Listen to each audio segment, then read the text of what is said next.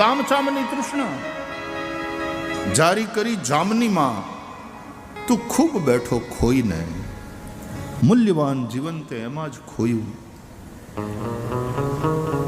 એટલા માટે તુલસીદાસજી કહે છે જે કંઈ છે બધું ભગવાનનું જ સ્વરૂપ છે. સિય રામમય સબ જગ જાય. કહેવાનો અર્થ શ્રદ્ધા. એક ભૂત કંઈક કહી દે છે તો એમાંય તે શ્રદ્ધા રાખી તુલસીદાસજી. તો ભૂતના અંદર શ્રદ્ધાને કારણે તુલસીદાસજીને રામ મળ્યા. ભૂતને ભજ્યા નહોતા, નહીં તો એ તો તામસ શ્રદ્ધા થઈ જાય. તુલસીદાસજી કહે છે સાત્વિક શ્રદ્ધા ધેનુ સુહાઈ. સાત્વિક શ્રદ્ધા એ ધેનુ છે, એ કામધેનુ છે, એ ગાય છે. દૂધ તો ભેંસનું હોય ને, દૂધ બકરાનું હોય ને, દૂધ ઊંટડીનું હોય ને, દૂધ ગધેડું હોય. દરેક પ્રાણીઓના દૂધ હોય છે. એવા ચોપગા જે પ્રાણીઓ છે, પણ ગાયનું દૂધ એ સાત્વિક દૂધ છે. તો એમ સાત્વિક શ્રદ્ધા. ત્રિવિધા ભવતી શ્રદ્ધા.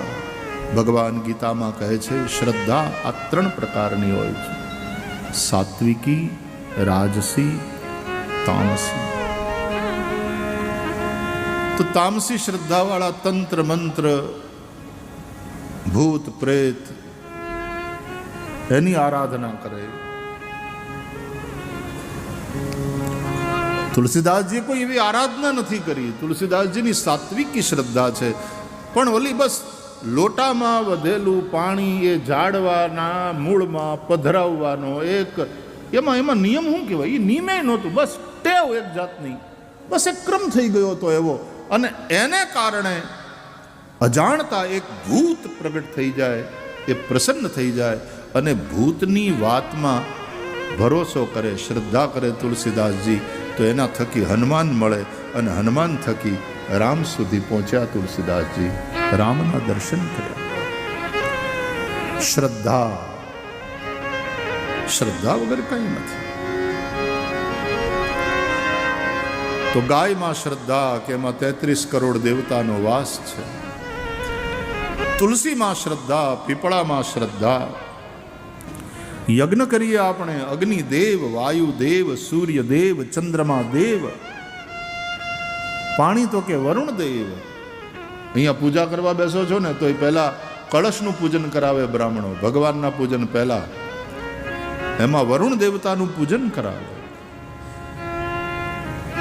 વરુણ દેવ છે. અને એટલા માટે આપણા સનાતન ધર્મમાં આપણા ઋષિઓએ કહ્યું આ બધા દેવ છે એની પૂજા કરો. એનામાં દૈવી શક્તિ છે. તો પાણીમાં તમારી તરસ મટાડવાની શક્તિ, તમને જીવન આપવાની દૈવી શક્તિ છે. અન્નમાં તમારા પ્રાણને ટકાવવાની શક્તિ છે, દૈવી શક્તિ છે. પ્રાણવાયુમાં એ તમારા શ્વાસોશ્વાસ ચાલતા રહે છે, એનાથી તમને જે જીવન મળે એ વાયુની દૈવી શક્તિ છે.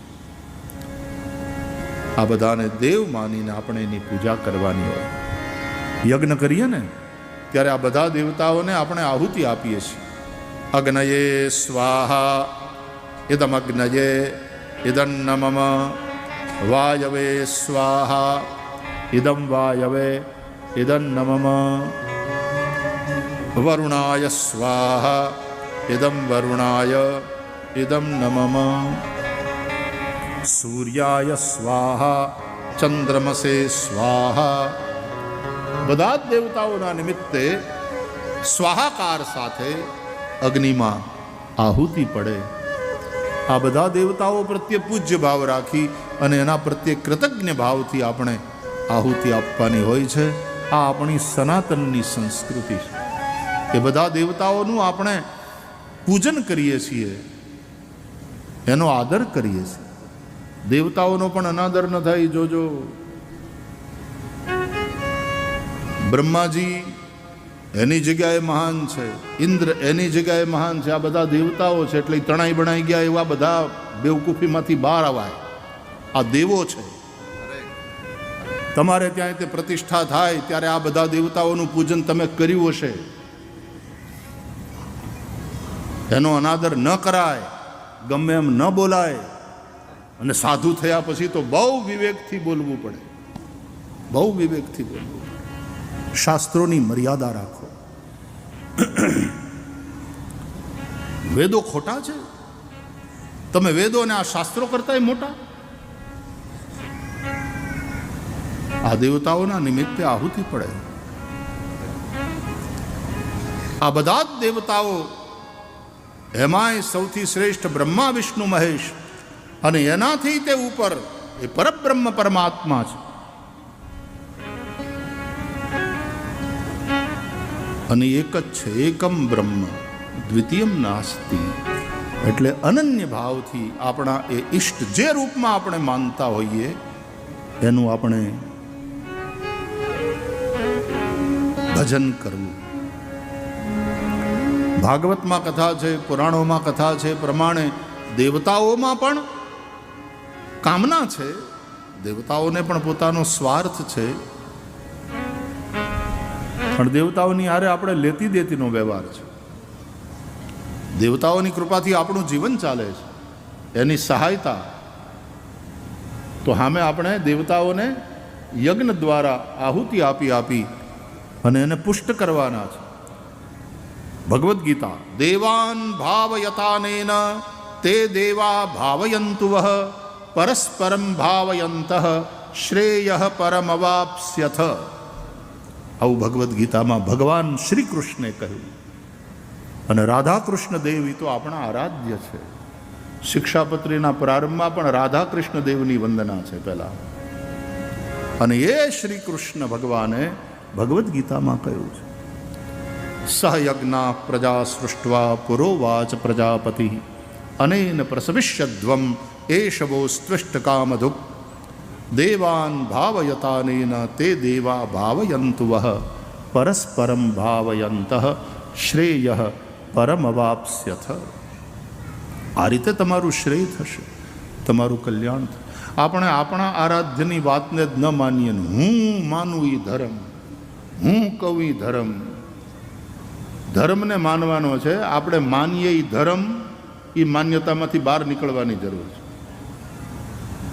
माना हुआ धर्म नहीं, जो धर्म है वो मानना. वेदों ने जो कहा है वो मानना, गीता ने जो कहा है वो मानना, रामायण ने जो बताया वो मानना.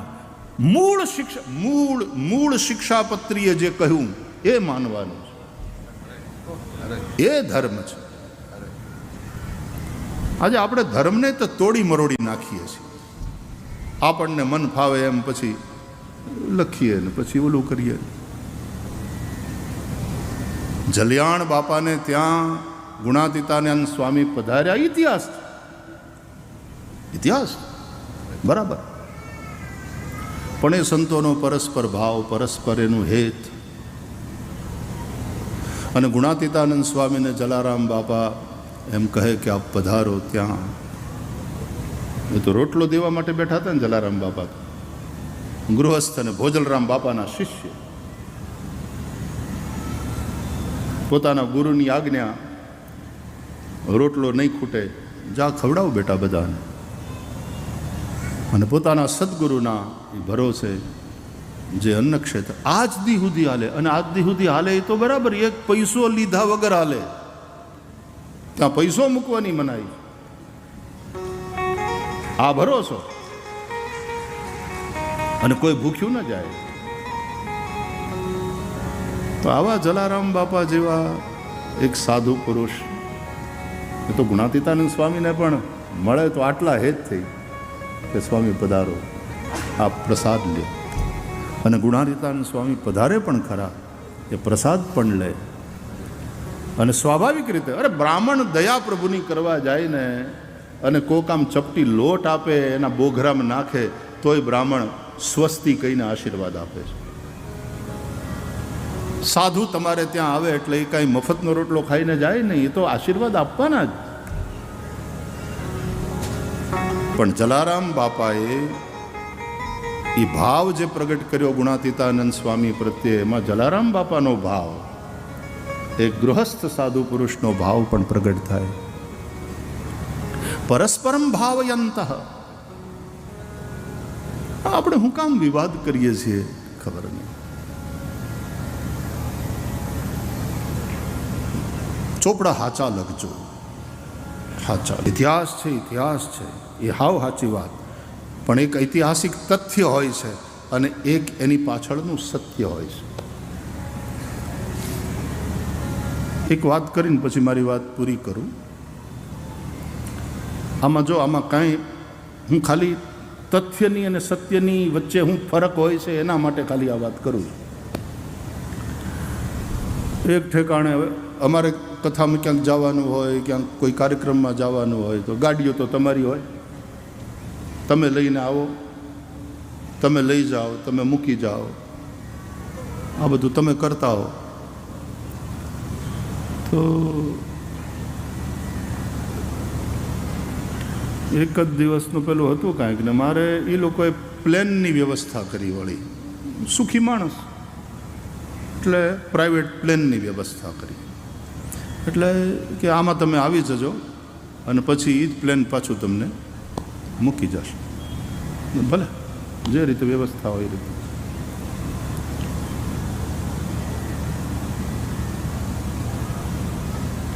એમાં એ જ કાર્યક્રમમાં એક બીજા સાધુ પુરુષે, એક મહાપુરુષે પહોંચવાનું હતું. એટલે મને ત્યાંથી પાછો ફોન આવ્યો કે તમે જે પ્લેનમાં આવો છો એમાં જો જગ્યા હોય તો આમને પણ હારે લેતા આવો તો એ પણ પહોંચી જાય. મેં કીધું એરોપ્લેને ઉડવાનું છે, કોકે પ્લેનની વ્યવસ્થા કરીને આપણે ના પાડવાવાળા કોણ, કોઈ સવાલ જ નહોતો. મેં કીધું હા હા જરૂર, એમાં હું વાંધો. એટલે એ સાથે આવ્યા, પહોંચે. જો ફરીથી કહું છું કે આમાં આનો ઓલી રીતે અર્થ નહીં કરતા, પણ તથ્ય અને સત્યની વચ્ચે શું ફરક છે. એટલે અમારા કોઈ ભક્તે એ વ્યવસ્થા કરેલી પ્લેનની અને ત્યાં પહોંચવાનું હતું. એમાં આયોજકોનો ફોન આવ્યો કે આમને પણ લેતા હોય. બિલકુલ 2 સીટ બીજી વધારાની છે, વધારે સત્સંગ થતો જશે ને, વાતો કરતાં કરતાં જઈશું. પહોંચ્યા જ્યાં જવાનું હતું ત્યાં લેન્ડ થયા. તો એમણે ખૂબ પ્રચાર પ્રસાર કરેલો, આવે છે આવે છે, પ્લેનથી આવે છે. તો એરપોર્ટ ઉપર 500 માણસ, એમના બધા શિષ્યો ભક્તો. તો એમણે એમને રિસીવ કર્યા. હું એક બાજુથી પછી કે બાપુ પછી હું ત્યાં મળું આપને. મહાપુરુષ બાપુ એટલે આપણે અહીંયાના નહોતા, ટૂંકામાં યુપી બાજુની વાત છે. મેં કીધું મહારાજજી હું તમને ત્યાં મળું છું, અહીંયા ઘણા બધા આપના ભક્તો આવ્યા છે, આપ મળી પછી આપ આવો. એટલે હું નીકળી ગયો. અને પછી એ બધા ભક્તોએ ઓલાનો વાંક નહીં બચાડવાનો, ભક્તોએ એ રીતનો પ્રચાર કર્યો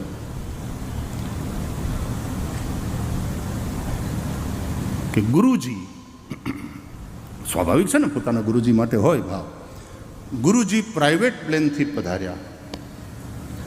સેંકડોની સંખ્યામાં ભક્તોએ સ્વાગત કર્યું ગુરુજીનું એરપોર્ટ ઉપર. સાથે ભાઈશ્રી પણ હતા. ગુરુજી એમને પણ લેતા આવ્યા.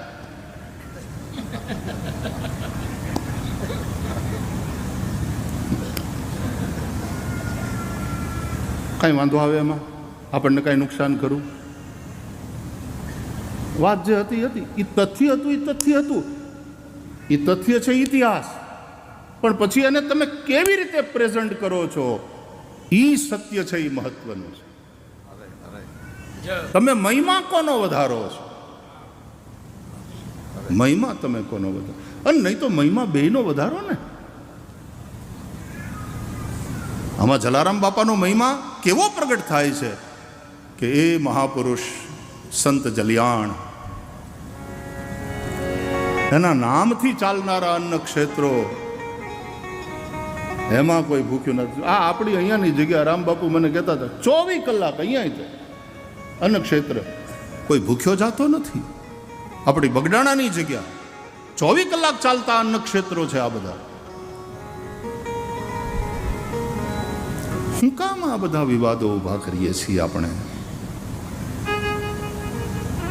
ફરીથી હાથ જોડીને પ્રાર્થના, પરસ્પર સદભાવ રાખો. આપણે સનાતનના છીએ. સનાતન ધર્મ એકબીજાના દેવતાને નીચા પાડવા, એકબીજાને ઉતારી પાડવા. સર્વ હોય તો હું સર્વોપરી કહેવાઉં ને, સર્વ વગર સર્વોપરી ક્યાંથી? એટલે સર્વને સાથે તો રાખવા પડે, પણ એમાં એનો વાંધો નહીં. હું ફરીથી કહું છું કે આપણને આપણા ઈષ્ટ પ્રત્યે અનન્ય ભાવ હોવો જોઈએ. ભક્તિમાં અનન્યતા અને જ્ઞાનમાં સમતા, સમાનતા, સમદ્રષ્ટિ. સમદ્રષ્ટિને તૃષ્ણા ત્યાગી, પરસ્ત્રી જેને માત રહે.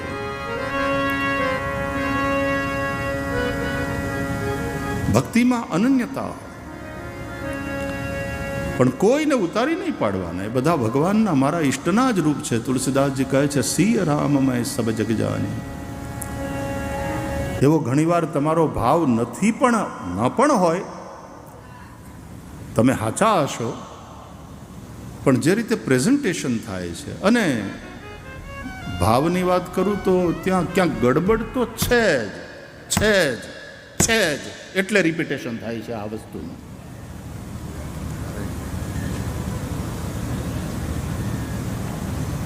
બીજાને ઉતારી ન પાડો, બીજાને નીચા કરીને ન દેખાડો. હવે તો પૂરું થઈ ગયું છે બધું, પણ હું આમ બહાર હતો લગભગ મહિનો, હવા મહિનો, પછી મને ખબર પડી અહીંયા આવ્યો કે અહીં તો આવું બધું ચાલ્યું. ફરીથી કહું છું, બધા જ સંપ્રદાયો એ સનાતનની સમૃદ્ધિ છે. આપણા ઈષ્ટ પ્રત્યે આપણે અનન્ય ભાવ રાખીએ. વૈષ્ણવને શ્રી કૃષ્ણ પ્રત્યે અનન્ય ભાવ હોય છે, શૈવને શિવજી પ્રત્યે અનન્ય ભાવ હોય, શાક્તને પોતાની પરાંબા માં ભગવતી પ્રત્યે અનન્ય ભાવ. અને એટલા માટે તમે દેવી પુરાણ, ભગવતી ભાગવત વાંચો તો એમાં દેવી સર્વોપરી છે, સર્વોપરી છે દેવીમાં. બ્રહ્મા વિષ્ણુ મહેશ બધા એને ભજે છે. શિવ પુરાણ વાંચો તો શિવ સર્વોપરી છે, શિવના જ બધા અવતારો છે. શિવ સર્વાવતારી છે, શિવ સર્વોપરી છે.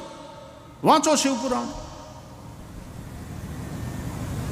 વિષ્ણુ પણ સામે હાથ જોડીને ઊભા રહે છે, બ્રહ્મા સ્તુતિ કરે છે, બધા જ દેવતાઓ મહાદેવને વંદન કરે.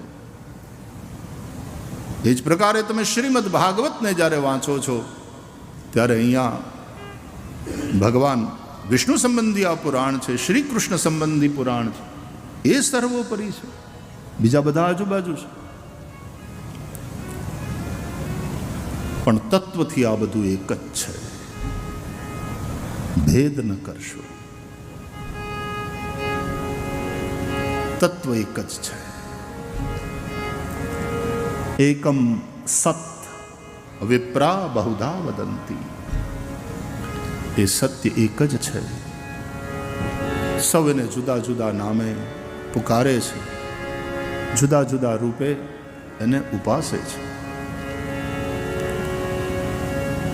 તમારો ભાવ ખોટો નહીં હોય, હું એમ માની લઉં છું, પણ તમે જે ભણ્યા છો, કે તમે વાંચ્યું છે, કે તમને જે શીખવાડવામાં આવ્યું છે, એ ક્યાંક ને ક્યાંક બોલવામાં, તમારા વ્યવહારમાં પ્રગટ થઈ જાય. ત્યાં પછી તકલીફ થાય છે. તો નહીં, આવું નહીં કરવાનું. બધા જ સનાતન ધર્માવલંબીઓ પણ પૂરા શિક્ષા પત્રી પ્રત્યે શ્રદ્ધા, માન, ખૂબ સારું કામ કર્યું. ભગવાન સહજાનંદ સ્વામી મહારાજે કેટલું સરસ લોકોને નિર્વ્યસની બનાવ્યા, કેવી રીતે લોકોને ભગવાન તરફ વાળ્યા. અને શિક્ષાપત્રીમાં રામાનુજાચાર્યનું વિશિષ્ટાદ્વૈત દર્શન, એ અમારું દર્શન છે, આવું સ્પષ્ટ લખ્યું. રાધા કૃષ્ણ દેવ ઉપાસ્ય છે એવું સ્પષ્ટ લખ્યું. ભાગવતમાંથી કોને માનવું, ભગવદ્ ગીતા, બધી એકદમ સ્પષ્ટ વાતો ભગવાન સહજાનંદ સ્વામી મહારાજે લખી છે.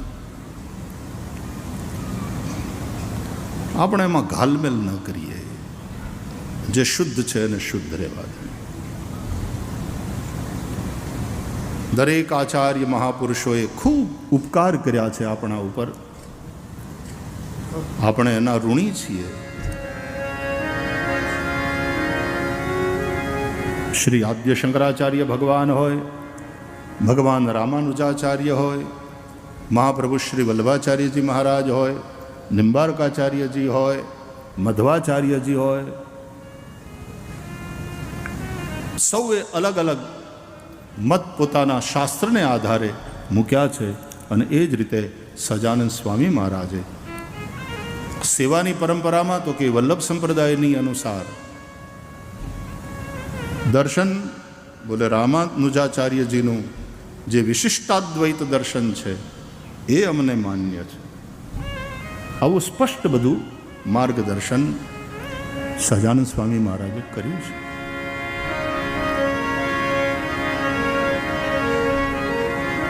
જય એનો બોલાવીએ આપણે આ બધી વાતોનો જય થાય એ તકલીફ છે.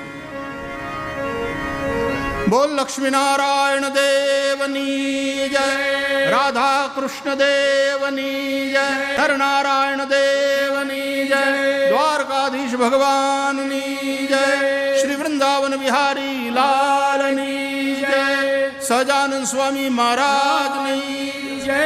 જય થાવ, ધર્મની જય થાવ, સદભાવની જય થાવ.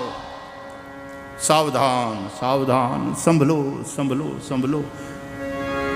પુસ્તકો થોડા બદલાવવા પડે તો બદલાવો. ચોપડા હરખી રીતે. એટલે તથ્ય છે, એમાં કોઈ સવાલ નથી, એ ઇતિહાસ છે. અને કેટલી સરસ વાત કહેવાય કે ગુણાનિતાન સ્વામી પધારે, જલારામ બાપા એને પોતાને ત્યાં અન્ન ક્ષેત્રમાં લઈ જઈ પ્રસાદ. આ આપણી ગૃહસ્થોની પરંપરા, ગૃહસ્થ ભક્તોની, ગૃહસ્થ સંતોની પરંપરા. કેવા વિરક્ત સંતો પ્રત્યે અનુરાગ. બાપુ પધારો, સ્વામી પધારો, આપ પ્રસાદ લો. અને ત્યાં પ્રસાદ લે ને સામેવાળાનો એવો ભાવ જુએ એટલે સાધુ પુરુષ આશીર્વાદ પણ આપે. પણ આપણે જો એમ બતાવવાની કોશિશ કરીએ કે આ બધું અમારે લીધે, ત્યાં તકલીફ થાય. તકલીફ ત્યાં છે, બીજો વાંધો નથી. ભાવમાં કંઈ વાંધો નથી. એટલે વારંવાર ભૂલ નહીં કરો યાર. વારંવાર હાથ જોડીને પ્રણામ સાથે પ્રાર્થના. સનાતનનો મહત્વનો સંપ્રદાય છે આપણો. ખૂબ કામ દેશ વિદેશમાં કર્યું. સહજાનંદ સ્વામી મહારાજે જે કહ્યું છે એ મુજબ કરો, એ મુજબ ચાલો. અમે માનીએ ધર્મ એમ નહીં, ધર્મ કે એને માનો. ભગવાન સહજાનંદ સ્વામી મહારાજે કહ્યું છે એને માનો, એ વાતને માનો. કૃષ્ણ પરમાત્માએ આપણને જે કહ્યું છે ભગવદ્ ગીતામાં એ માનો. અમે માનીએ એ ધર્મ એમ નહીં. તસ્માત શાસ્ત્રમ પ્રમાણંતે કાર્ય વ્યવસ્થિત. શાસ્ત્ર પ્રમાણ છે. અને ભગવદ્ ગીતા એકમ શાસ્ત્રમ દેવકી પુત્ર ગીતમ. કોઈ એકને પકડી રાખો, ભગવદ્ ગીતા પકડી રાખો, એકે હજારા.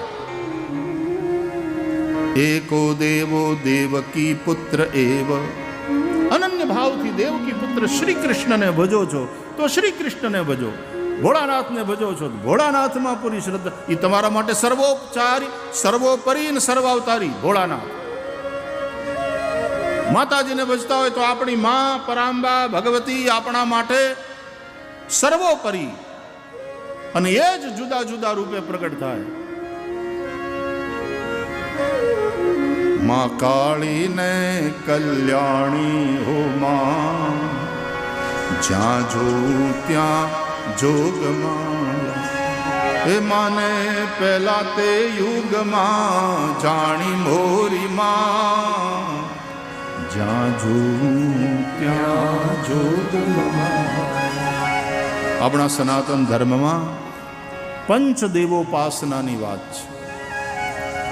5 દેવો: સૂર્ય, ગણેશ, પરંબા ભગવતી માતાજી, ભોળાનાથ અને વિષ્ણુ ભગવાન.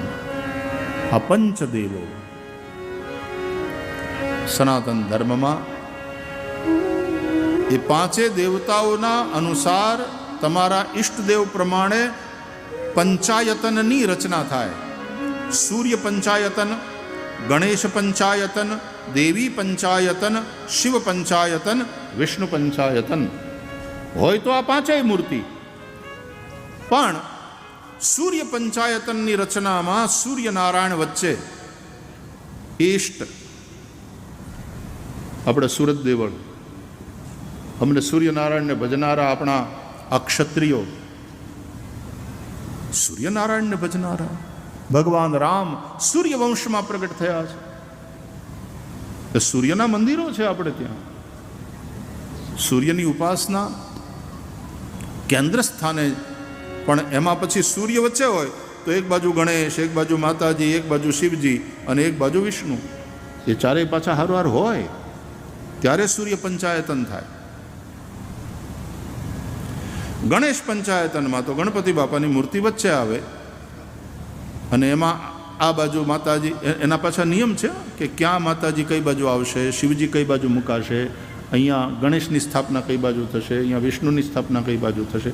માતાજી વચ્ચે આવે એટલે દેવી પંચાયતનની રચના થાય. એ જ રીતે શિવ પંચાયતન હોય તો શિવ વચ્ચે, શિવ સર્વોપરી અને શિવ સર્વાવતારી.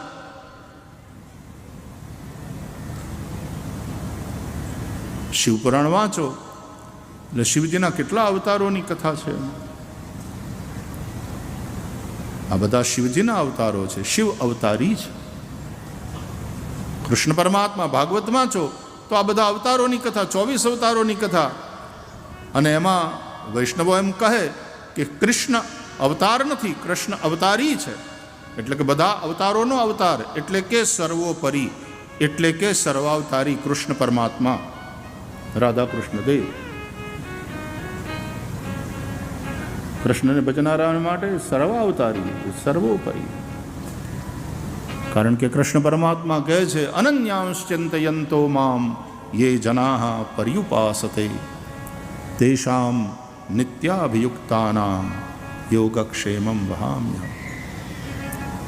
તમારા માટે તમારા ઈષ્ટ સર્વોપરી છે, તમારા માટે તમારા ઈષ્ટ સર્વાવતારી છે. એ જ રીતે વિષ્ણુ પંચાયતનની રચના થાય તો આપણા સનાતન ધર્મમાં આ પંચદેવની ઉપાસનાનું મહત્વ છે.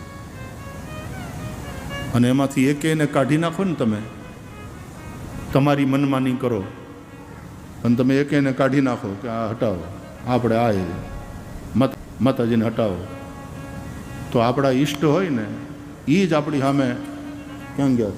દેવીમાં ક્યાં? પેલા કેમ કાઢી નાખ્યા? કેમ હટાવે? એ દેવ નારાજ થાય.